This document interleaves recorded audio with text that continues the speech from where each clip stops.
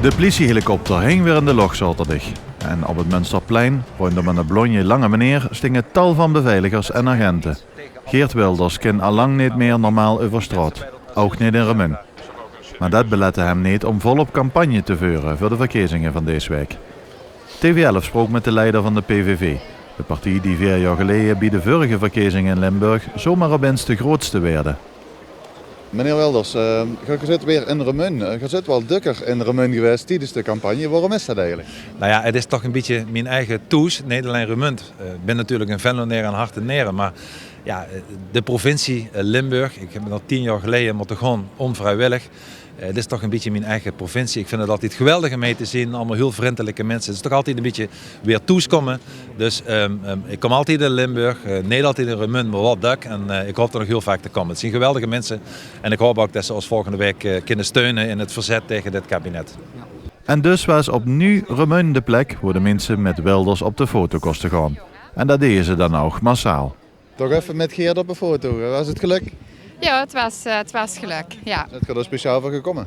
Nee, we waren in de stad, maar vonden het wel leuk om te horen dat er hier waren. En dan wil ze toch even kijken natuurlijk.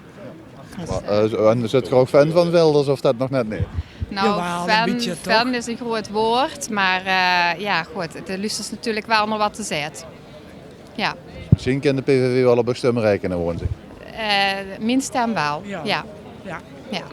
En wat het brengt, ja, dat zullen we maar afwachten, toch? Het is altijd een verrassing. Blijft politiek, hè? Het blijft politiek, dat klopt. Op Wilders zelf stemmen, dat gaat niet. Hij kan natuurlijk niet in iedere provincie zelf op de zetel gaan zitten.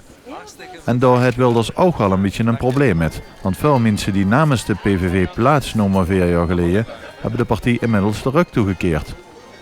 Maar de provincie stelt ook de Eerste Kamer samen. En dus staat er toch heel goed op het spel.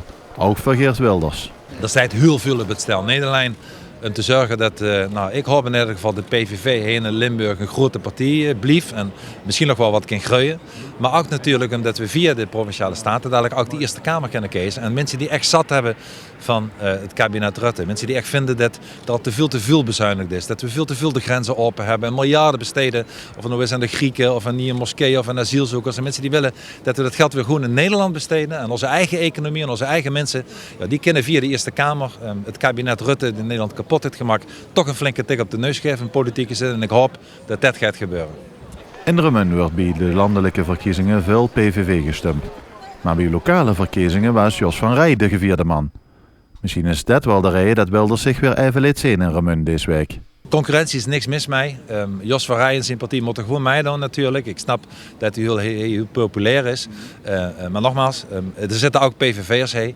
En ik denk en ik hoop dat mijn bezoek vandaag er een beetje aan bijdraagt. Dat er ook heel veel mensen volgende week woensdag het kruisje van de PVV kunnen aankruisen. Wat gaat je vandaag nog doen hier in Remun? Ik kom net uit Eindhoven. Heb door een asielzoekerscentrum bezocht met wat mensen die zich er heel veel zorgen om maken, buurtbewoners. Nu naar Remund, er nog wat interviews en dat was het dan voor vandaag.